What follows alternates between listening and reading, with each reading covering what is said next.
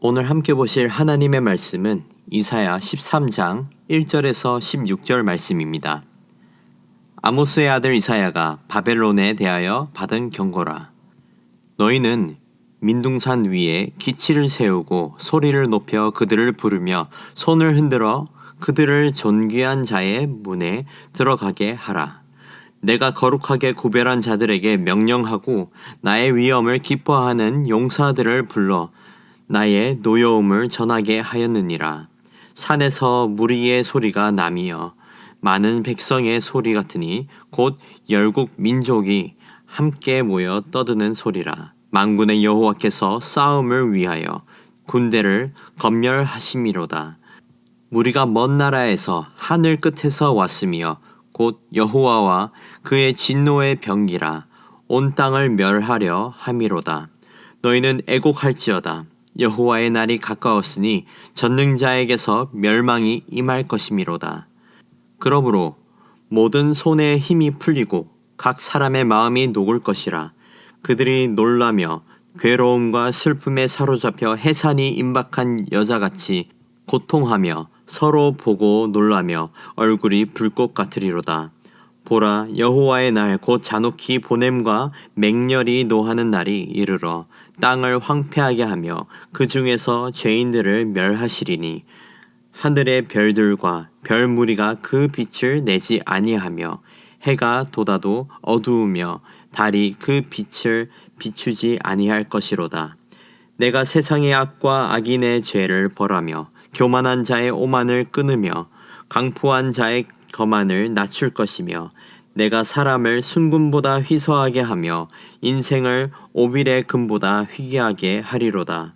그러므로 나 만군의 여호와가 분하여 맹렬히 노하는 날에 하늘을 진동시키며 땅을 흔들어 그 자리에서 떠나게 하리니 그들이 쫓긴 노루나 모으는 자가 없는 양같이 각기 자기 동족에게로 돌아가며 각기 본향으로 도망갈 것이나 만나는 자마다 창에 찔리겠고 잡히는 자마다 칼에 엎드려지겠고 그들의 어린 아이들은 그들의 목전에서 메어침을 당하겠고 그들의 집은 노략을 당하겠고 그들의 아내는 욕을 당하리라.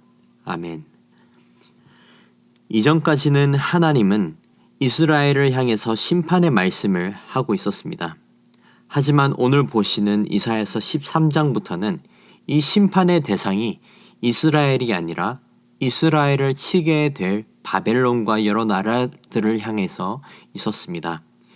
이스라엘을 넘어 이제는 바벨론을 포함한 모든 대적하는 나라들을 향해서 하나님은 이렇게 심판을 하시는데 이 심판은 이사야 23장 18절까지 이어갑니다. 오늘 본문을 통해서 우리는 하나님께서 대적하는 나라들을 향해서 어떤 심판을 내리시고 그 이유가 무엇인지를 살펴볼 수 있습니다. 먼저 1절을 보시면 가장 먼저 바벨론을 향해서 하나님이 심판하시는 것을 볼 수 있습니다. 1절입니다. 아모스의 아들 이사야가 바벨론에 대하여 받은 경고라. 한국어 번역에는 이렇게 바벨론이 받은 경고로 표현하고 있지만 영어로 본다면 짐 혹은 부담이라고 해석하고 있습니다. 선지서에서는 자주 언급되는 이 짐과 부담이라는 단어, 히브리어 단어는 마사라는 단어로 무거운 의미를 지니고 있습니다. 이 마사는 바로 슬픔을 일으키는 부담을 가리키고 있습니다. 문법적으로는 신탁이라는 의미도 있지만 무겁다는 의미를 가졌기 때문에 이 신탁은 무겁고 부담이 되는 것이었습니다. 그래서 1절만 보아도 바벨론에게 좋지 않은 메시지가 있다는 것을 알 수 있습니다. 이어서 2절에서 8절은 바벨론을 대적하는 하나님의 대군을 묘사하고 있습니다. 4절을 보시면 하나님께서 직접 군대를 모아서 온 땅을 바벨론과 대적하는 나라들을 대적할 것이라고 나와 있습니다. 4절을 함께 보시겠습니다. 산에서 무리의 소리가 나며 많은 백성의 소리 같으니 곧 열국 민족이 함께 모여 떠드는 소리라. 만군의 여호와께서 싸움을 위하여 군대를 검열하심이로다. 여기서 언급되는 군대는 분명한 목적으로 모인 군대였습니다. 하나님께서 이 군대를 통해 바벨론과 그 외의 나라들을 심판하시고자 했던 거였습니다. 그리고 이 강력한 군대의 광경과 소리도 8절에서 아주 생생하게 묘사되어 있습니다. 8절입니다. 그들이 놀라며 괴로움과 슬픔에 사로잡혀 해산이 임박한 여자같이 고통하며 서로 보고 놀라며 얼굴이 불꽃 같으리로다. 이후 하나님께서 말씀하신 군대가 일어나서 바벨론을 무너뜨립니다. 이 군대가 바로 다니엘 5장에서 나오는 메대였습니다.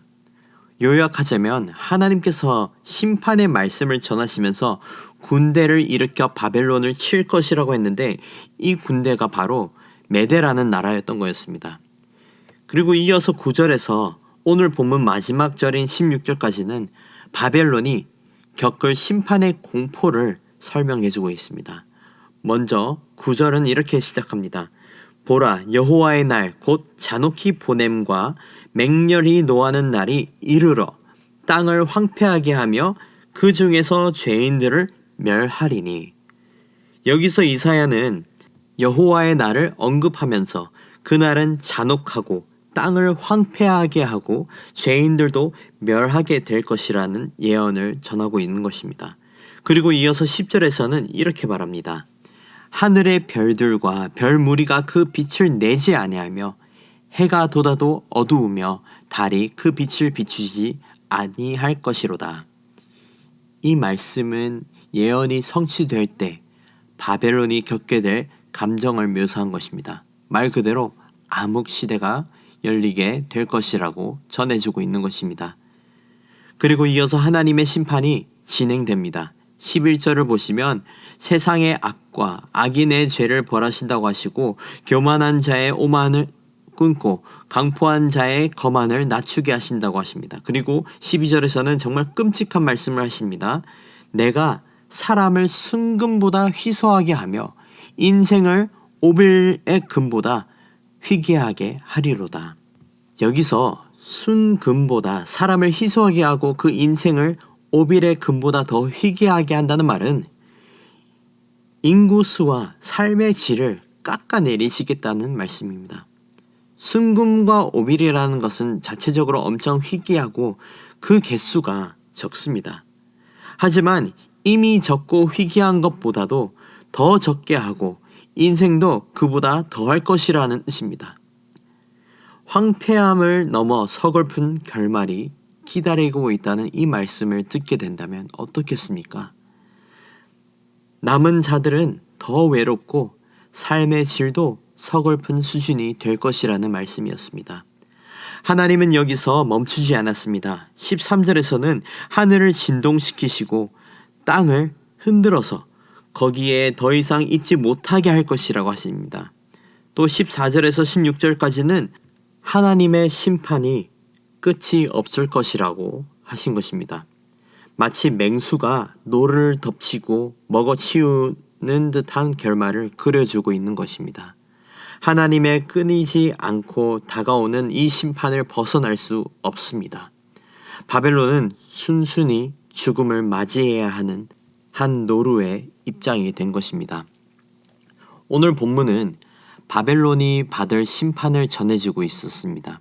그리고 그 결말은 잔혹하기도 하고 안타깝기도 할 정도였습니다. 하지만 하나님의 심판은 절대적이고 변하지 않으시며 절대 피해갈 수 없다는 것을 알 수 있었습니다.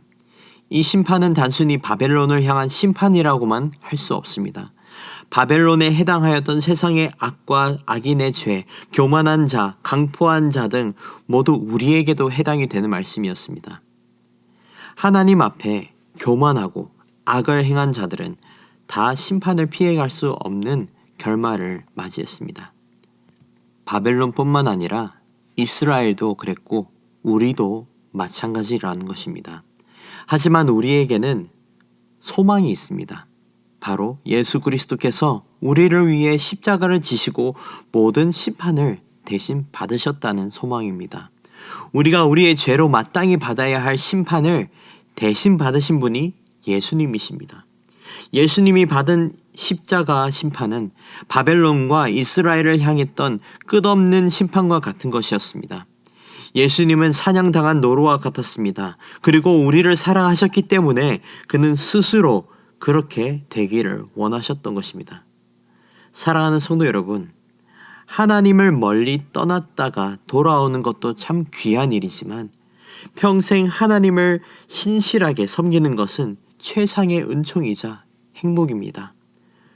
하나님을 온전히 믿고 하나님을 떠나는 일이 없이 하나님과 늘 화평하게 살아가는 저와 여러분이 되기를 주님의 이름으로 축복합니다.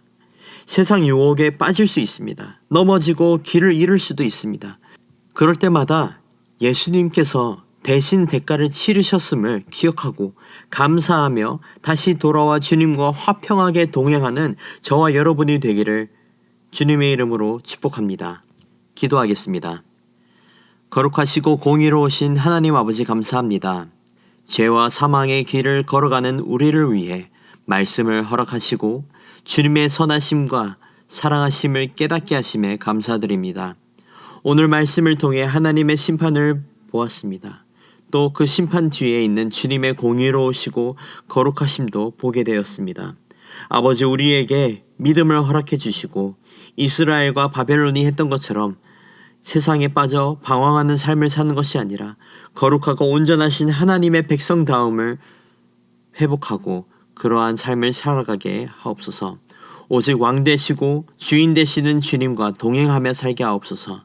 감사합니다. 사랑합니다. 거룩하시고 공의로우신 예수님의 이름으로 기도드립니다. 아멘. 이 시간 말씀을 붙들고 기도하시면서 주간 기도 제목인 나라와 민족, 한국교회의 부흥을 위해 기도하시겠습니다. 나라와 민족을 위하여 또 한국교회의 지도자들과 한국교회의 부흥을 위해 기도해 주시길 원합니다. 또 모든 성도가 말씀과 기도로 승리하는 한 주가 될 수 있도록 함께 기도하기를 원합니다. 함께 기도하시겠습니다.